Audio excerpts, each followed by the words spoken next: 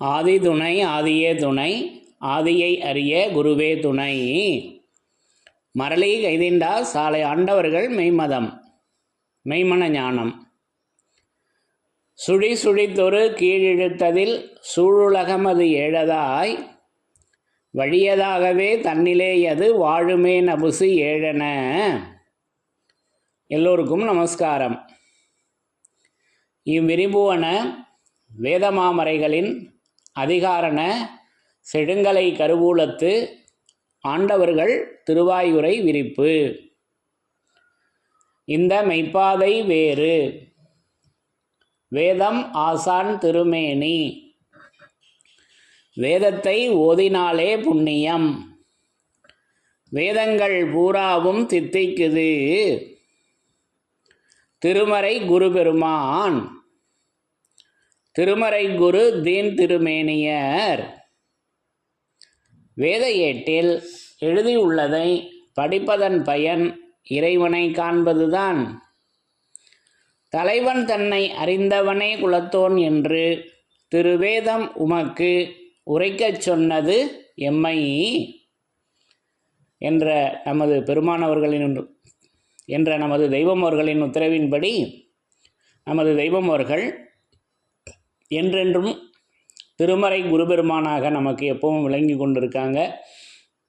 அப்போ அந்த திருமறையிலிருந்து யமனை வென்ற திருமறை என்ற தலைப்பில் வேத வாக்கியங்களை ஒவ்வொன்றாக படித்து தரிசனை செய்து வருகிறோம். அதன்படி இந்த பதிவிற்காக நான் எடுத்துக்கொண்டது நம்முடைய திருவருட்குறளிலிருந்து ஒரு திருவாக்கியத்தினை எடுத்துக்கொண்டேன்.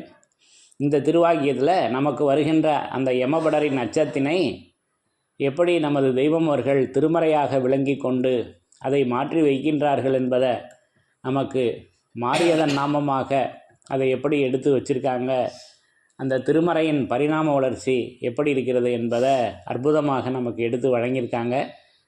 அதை என்ன என்பதை முதல்ல படித்து தரிசனை செய்யலாம். பிரம்மோதய மெய்வழிச்சாலை ஆண்டவர்கள் திருவாக்கியம். திருவருட்குறள் திருவாக்கியம் எண் 283, பழைய அச்சு நூல், பக்கம் எண் 202. சாதிகளின் கர்த்தாவே, உன் தூலத்திற்கு எவ்வளவு வயது? 100 வயது என்று சொல்லலாம். ஆனால் ரூஹானியாகிய ஜீவதேகத்திற்கு வயது சொல்ல முடியுமா? அதன் வயது வரம்பு காணாத நீளமுடையது. ஜீவன் இதை போன்ற பல தேகம் எடுத்துவிட்டது. ஜீவதேகம் யமனுக்கு அஞ்சாத தேகம்.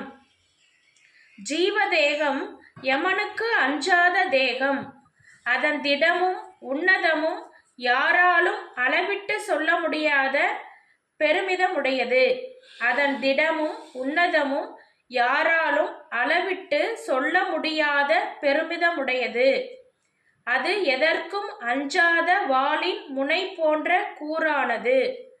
வாழை மரமென்றும் கல்லென்றும் பாராது பாயும். அப்பேர் கொத்த அந்த வைரமணி தேகமும் இத்தூலமும் ஒன்று என்றால் ஒன்றாகுமா என்று நமது குலதெய்வம் பிரம்மோதய மெய்வழிச்சாலை ஆண்டவர்கள் திருவாய் மலர்ந்து அருளி உள்ளார்கள். சாதிகளின் கர்த்தாவே. இப்போ இந்த திருவாக்கியத்தில் யமன் அஞ்சுகின்ற தேகம் எதற்கு அஞ்சுவான் என்பதை அற்புதமாக நமக்கு எடுத்து அந்த அருளோர்ஷிப்பை எடுத்து வழங்கியிருக்காங்க. அப்போ உன் தூலத்திற்கு எவ்வளவு வயது? நம்ம தூல தேகத்தையும் நம்முடைய ஜீவதேகமாகிய தெய்வம் அவர்களின் அசல் தேகத்தையும் கம்பேர் பண்ணி பேசி வர்றாங்க, ஒப்பீடு செய்து பார்க்குறாங்க, சொல்லி வர்றாங்க. ஒப்பீடு செய்து இந்த அருளோர்ஷிப்பு பிறங்குது. நம்முடைய உடல், நம்முடைய மாமிச உடலுக்கும் தெய்வம் அவர்களின் அசல் தேகமாகிய அவர்கள் ஜீவதேகம் தானே நம்முடைய ஜீவதேகம். என்கிட்ட எதுவும் கிடையாது ஜீவதேகம். என்கிட்ட உள்ளது இந்த மாமிச உடல், நாற்ற தேகம்தான் என்கிட்ட இருக்குது. அப்போது அதனுடைய லட்சணங்களை தான், அந்த வித்தியாசங்களை இங்கே எடுத்து உரைக்கிறாங்க. அப்போது உன்னுடைய தூலத்திற்கு என்ன வயது? 100 வயது என்று சொல்லலாம். அப்போ அவர்கள் இந்த திருவாக்கியத்தை இறக்கிய காலகட்டங்களில் சராசரியாக 100 வயது வரையும் வாழ்ந்து வந்தோம். ஆனால் இன்றைக்கி அது அப்படியே கொஞ்சம் படிப்படியாக குறைஞ்சிக்கிட்டு இருக்கல்லவா. இன்னைக்கு ஒரு 75-80 வயசு இருக்கிறதே பெரிய விஷயந்தான். அப்போது இப்போ நெருக்கி இந்த திருவாக்கியங்கள்லாம் இறக்கி கிட்டத்தட்ட ஒரு 80 ஆண்டுகள் இருக்கலாம், 80-90 ஆண்டுகள் இருக்கும்.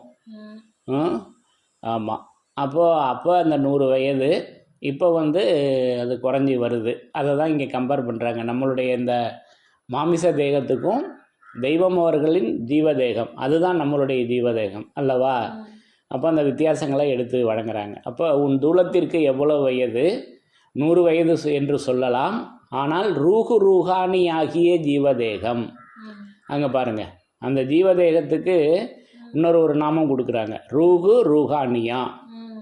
ரூஹானியா என்னும் ஜீவதேகத்திற்கு வயது சொல்ல முடியுமா? அதுக்கு வயது உண்டா? அது எக்கோடி காலமும் அது உண்டு, இருக்கக்கூடியதல்லவா? அப்போ அதுதான் அடுத்து பதில் சொல்கிறாங்க, அதன் வயது வரம்பு காணாத நீளமுடையதுங்க. அதனுடைய வயது என்ன? வரம்பு காணாத நீளமுடையது. அவ்வளவு நீளம் அது. அது என்ன அப்படின்னாக்கா, அது என்ன நீளம் அப்படின்னாக்கா, அப்போ அந்த ஜீவதேகம் எல்லாமே நமது தெய்வம் அவர்களின் தேகமாக விளங்கி கொண்டிருக்கிறது. அப்போ அதை நம்ம வேதத்தின் சிறப்பாக அந்த நீளத்தை படித்து தரிசனம் செய்திருக்கிறோம் அல்லவா? மூலபண்டார பருவம் காப்பு செய்யுள்ள நீல வேதமும் நீதர் அனுப்பினோன் மூலபண்டார கோலம் முழக்குவாம் என்று பேசி வர்றாங்க. அப்போது அதன் வயது வரம்பு காணாத நீளமுடையது. ஜீவன் இதை போன்ற பல தேகம் எடுத்து விட்டது. அப்போ பல தேகம் எடுத்து விட்டது என்ன? அது என்ன, எப்படி அதை நான் எப்படி அதை எடுத்துக்கிறேன் அப்படின்னா, கூர்ந்த ஒன்றினிலே இன்னும் கோடியாய் பிரித்தாய் போற்றி. அவர்கள் கூர்ந்த ஒன்று அந்த திருவேதம், அந்த நீல வேதம். அந்த நீல வேதத்தினுடைய அருள் வர்ஷிப்புகளை ஒவ்வொரு நாமமாக எடுத்து விரித்து வர்றாங்க. அப்போ அதுதான் ஒன்றாக காண்பதுவே காட்சி என்று அன்றைக்கே அவ்வை பிராட்டியார் எடுத்து பேசி வர்றாங்க. அப்போது அந்த பலதேகம் என்பது எப்படி இருக்குதுன்னா, நம்ம எடுத்திருக்க பலதேகம் அல்ல, அந்த வாசகம் அவர்கள் திருமறையாக விளங்கி கொண்டிருக்கின்றார்கள், அந்த திருமொழியாக விளங்கி கொண்டிருக்கின்றார்கள், திருவசனமாக இருக்காங்க, திருவாக்காக இருக்காங்க, திருவாயுரையாக இருக்காங்க, வாய்மையாக இருக்காங்க. இது மாதிரி எவ்வளோ நாமங்கள் வருது, நமக்கு எவ்வளவு தலைப்புகள் கொடுத்துருக்காங்க வேத மாமறைகளில். அவ்வளவும் அதனுடைய பரிணாம வளர்ச்சி தான், அந்த திருமறையினுடைய பரிணாம வளர்ச்சி. அதை தான் இங்கே பேசி வர்றாங்க. அப்போது அதன் வயது வரம்பு காணாத நீளமுடையது, அதன் திடமும் ஜீவன் இதை போன்ற பலதேகம் எடுத்து விட்டது. அப்போ அந்த பலதேகம் எப்படின்னா, இப்போ சொன்ன அந்த வாசகங்கள் தான், ஒவ்வொரு வாசகமும் ஒவ்வொரு தேகம். நம்முடைய வேதமாமறையில் அந்த ரகசியம், ரட்சிப்பு, அவர்கள் எண்ணம், எவ்வளவு வாசகம் இருக்குது. ஒவ்வொரு வார்த்தையும் அவர்களுடைய தேகமாக விளங்கி கொண்டிருக்கிறது. இப்படி நான் அதை உணர்கிறேன். அப்போ ஜீவன் பல தேகம் இதை போன்ற பல தேகம் எடுத்து விட்டது. அதுக்கு அடுத்து தான் அந்த யமனை பற்றி பேசி வர்றாங்க. அதன் ஜீவதேகம் யமனுக்கு அஞ்சாத தேகம். அந்த ஜீவதேகம் இருக்கு அல்லவா, தெய்வம் அவர்களினுடைய ஜீவதேகம், அதுதான் நம்மளுடைய ஜீவதேகமும், அதுதான் என்றைக்கும் இருக்கக்கூடியது. அந்த ஜீவதேகம் யமனுக்கு அஞ்சாத தேகங்க. அந்த தேகத்துக்கு நம்ம போயிட்டோம்னாக்கா யமனுக்கு நம்மக்கிட்ட ஜோலி இல்லை, வேலை இல்லை. அந்த தேகத்தில் யமன் வரவே மாட்டான். அது சிவனுடைய தேகம் அல்லவா? அப்போ அந்த தேகம் எது அப்படின்னா, அதை தான் நமக்கு திருமஞான குறள் 49வது திருவாக்கியத்தில், வேதம் என்பது தேகம், மூலமந்திரம் அதன் உயிர், பரநாட்டிற்கு வழிகாட்டியாக இருக்கும் மந்திரமே உம்மொள் என்று பேசி வர்றாங்க. இப்போ பாருங்க, நமக்கு தெரிஞ்சது தேகம்னது நம்ம இருக்கிற இந்த மாமிச தேகம்தான் தெரியும். இதுதான் மாமிச தேகம், ரத்தம் கொழுப்பு மாமிசம் நிறைந்த நாரி அழுகி போகும் தேகம்னு சொல்லிட்டாங்களே. இங்கே என்ன தேகம் கொடுக்குறாங்க? இது அசல் தேகம். அதில் தானே தெய்வம் பேசி வர்றாங்க, அசலை காணீர் விட்டு விட்டீர். அப்போது அதில் அசல் நகல் ரெண்டையும் பேசி வர்றாங்கல்லவா? அப்போ அது அசல் தேகத்தை எடுத்திருக்க அதை விட்டு விட்டு நகல் தேகத்தை நம்பி, நகலையே நான் பிடிச்சிக்கிறேன். அது எதுனா நம்முடைய இந்த மாமிச தேகம். அப்போது இங்கே வேதம் என்பது தேகம், இப்படி அல்லவா இருக்குது அந்த ஜீவதேகம். ஆமா. இப்படி நான் அந்த ஜீவதேகத்தை திருவேதமாக, திருமறையாக, நூலாக, வேதாந்தமாக, ஆகமமாக, கிரந்தமாக, ஏடாக, சுருதியாக நான் உணர்கிறேன். அப்போ அதல்லவா யமனுக்கு அஞ்சாத தேகம்.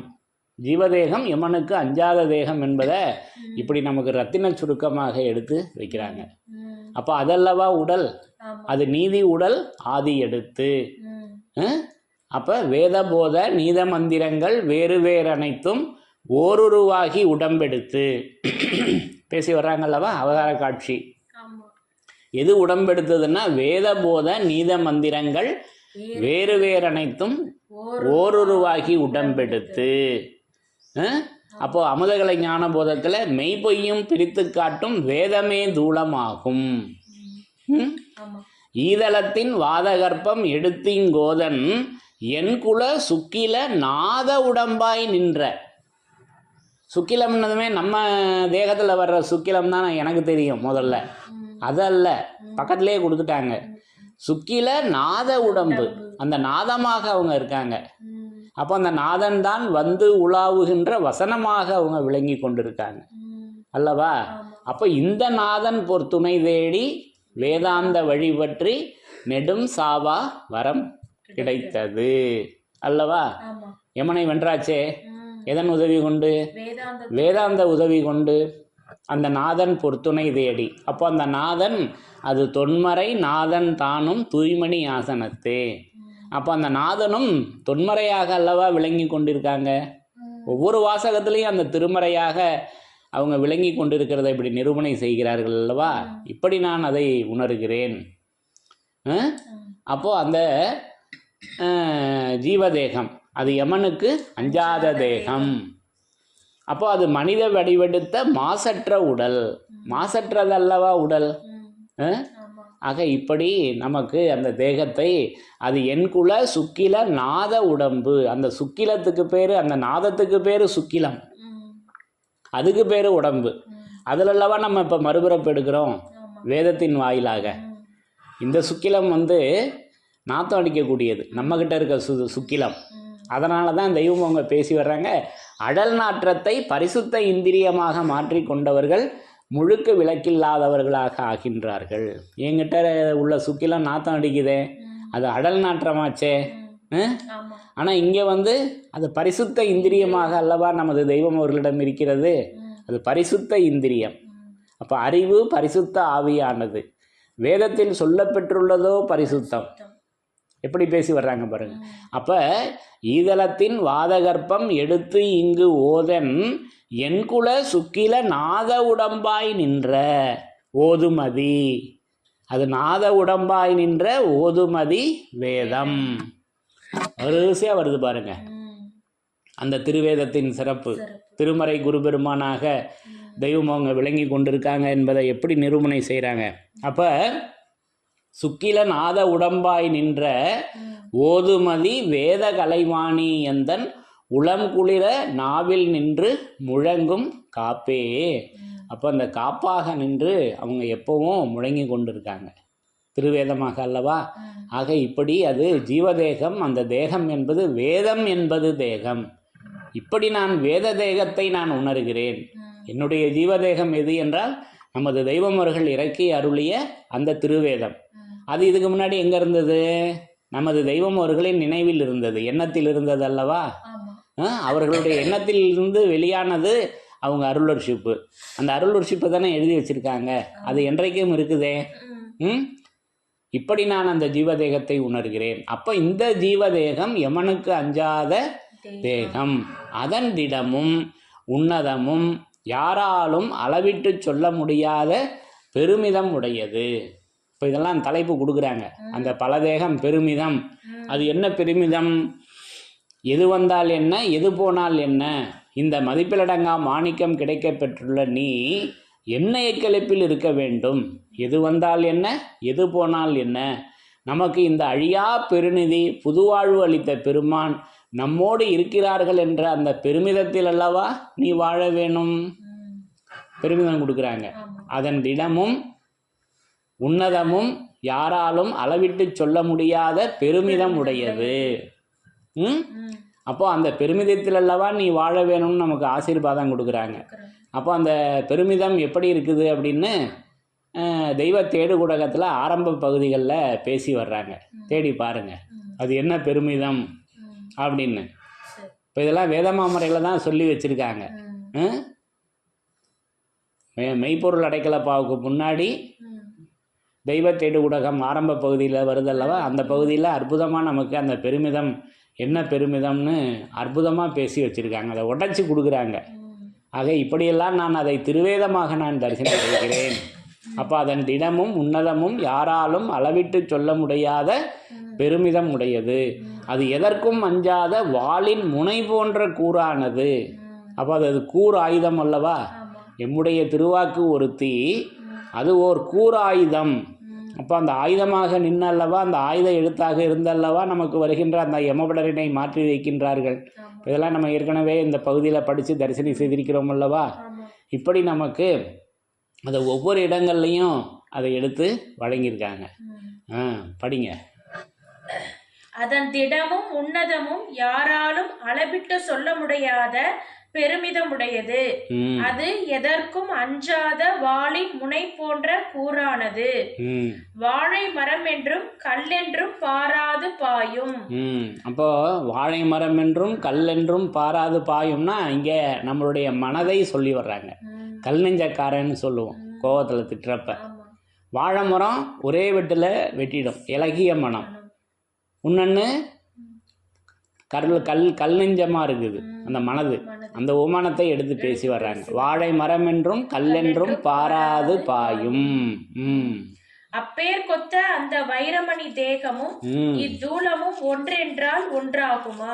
அப்போ அப்பேர் கொத்த அந்த வைரமணி தேகம், அப்போ வேதம் என்பது தேகம் அல்லவா, அதுதான் அந்த வைரமணி தேகமும் நம்முடைய இந்த மாமிச தேகமும் ஒன்று என்றால் ஒன்றாகுமா.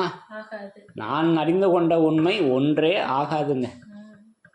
அது மலைக்கும் மடுவுக்கும் உள்ள வித்தியாசம் அல்லவா. அப்போ ஜீவதேகம் உயரத்தில் இருக்குது, முகடாக இருக்குது. நான் பாதாளத்தில் இருக்கேன் என்னுடைய தேகம். இப்படி அந்த வித்தியாசத்தை நான் உணர்கிறேன். அப்போ அது வாழை மரம் என்றும் கல்லென்றும் பாராது பாயும் அப்பேர் கொத்த அந்த வைரமணி தேகமும். அப்போ அந்த வைரமணி தேகம் வேதமாக விளங்கி கொண்டிருக்கிறது. இந்த தூளமும் ஒன்று என்றால் ஒன்றாகுமா, அது ஒன்று ஆகுமா, ஒன்றே ஆகாது என்பதை இந்த திருவாக்கியத்தில் நமக்கு எடுத்து சொல்லி, அப்போ அந்த ஜீவதேகம் யமனுக்கு அஞ்சாத தேகம். அப்போ யமனுக்கு அஞ்சாத தேகம் எதுன்னா ஜீவதேகம். அந்த ஜீவதேகம் வேதம் என்பது தேகமாக அது விளங்கி கொண்டிருக்கிறது. அது திருவேதமாக எடுத்து வச்சிருக்காங்க அந்த ஜீவதேகத்தை. அப்போது அந்த வேத வாக்கியங்களை நம்முடைய நினைவில் எடுத்து வச்சு நம்மளுடைய நாவை வேதனாவாக வளர்த்துக்கிட்டோம்னா யமனுக்கு நம்மக்கிட்ட ஜோலி இருக்கா, இல்லை. அப்போ யமன் வரவே மாட்டான். அப்போ யமன் அது ஜீவதேகம், யமனுக்கு அஞ்சாத தேகமாக இப்படி விளங்கி கொண்டிருக்கின்றார்கள். நமது தெய்வமர்கள் திருமறையாக விளங்கி கொண்டிருக்கிறார்கள். ஏன்னா வேதம் என்பது தேகம் அல்லவா. ஆக இப்படி ஒவ்வொரு இடங்களிலும் நமது தெய்வமர்கள் அந்த திருமறையாக திருவேதமாக நான் விளங்கி கொண்டிருக்கின்றேன் என்பதை நிரூபணை செய்து அந்த யமனை அஞ்சுகின்ற ஆயுதமாக அந்த திருவேதம் என்பதுதான் தேகம் என்பதை நமக்கு இந்த திருவாக்கியத்தின் மூலம் எடுத்து வழங்கியுள்ளார்கள் என்பதை நான் விளங்கி கொண்டேன் என்று கூறி என்னுடைய இந்த யமனை வென்ற திருமறையின் சிறப்புகள் தொடரும். அப்போ அந்த யமனை வென்ற திருமறையின் சிறப்புகள் தொடரும். தலைவன் தன்னை அறிந்தவனே குலத்தோன் என்று திருவேதம் உமக்கு உரைக்கச் சொன்னது எம்மை. யமனை வென்ற திருமறையின் சிறப்புகள் தொடரும். எல்லோருக்கும் நமஸ்காரம்.